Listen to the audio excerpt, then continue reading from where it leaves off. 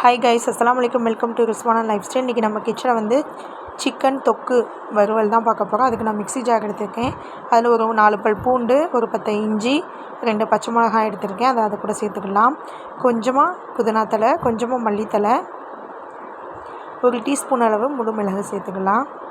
சேர்த்து இதை நல்லா ஃபைன் பேஸ்ட்டாக அரைச்சி எடுத்துக்கலாம். இப்போ பேஸ்ட்டு ரெடி ஆகிடுச்சு. இதை தனியாக வச்சுட்டு நான் வந்து அடுப்பில் வந்து ஒரு கடாய் வச்சுருக்கேன். கடாய் வந்து நல்லா ஹீட் ஆகி வரட்டும். இப்போ கடாய் ஹீட் ஆகிடுச்சு. இதில் வந்து ஒரு 3 டீஸ்பூன் அளவு எண்ணெய் சேர்த்துக்கலாம். எண்ணெய் வந்து நல்லா காயவும் அதில் 3 பட்டை, 3 கிராம்பு, ஒரு அன்னாச்சி பூ, ஒரு பிரிஞ்சி இலை சேர்த்துக்கலாம். பொரியவும் நான் 3 வெங்காயத்தை நீல வாக்கில் கட் பண்ணி வச்சுருக்கேன். அதையும் சேர்த்துக்கலாம். பெரிய வெங்காயம். வெங்காயத்தை நல்லா வதக்கிக்கலாம். வெங்காயம் நல்லா வதங்கவும் பழுத்த தக்காளி பழமாக 2 சேர்த்துக்கலாம்.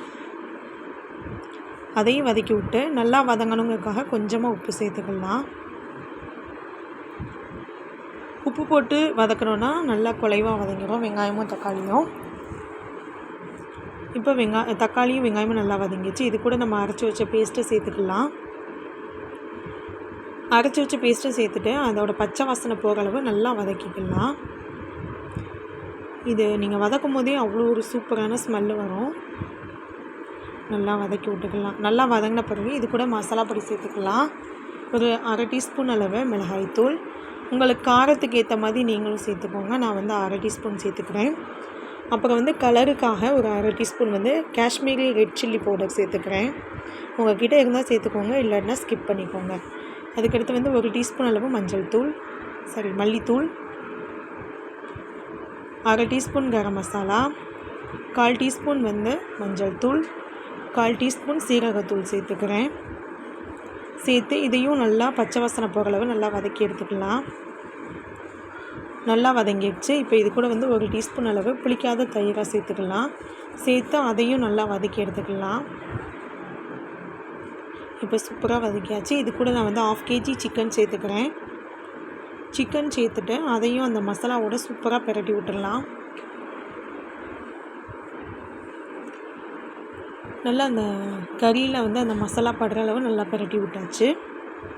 இப்போ இது கூட வந்து நான் வந்து கொஞ்சமாக தண்ணி சேர்த்துக்கிறேன். சிக்கனும் தண்ணி விடணும் அப்படிங்கிறனால ஒரு 1/4 டம்ளர் அளவு தண்ணி சேர்த்துக்கிறேன். தண்ணி சேர்த்து விட்டு நல்லா பிரட்டி விட்டுக்கலாம்.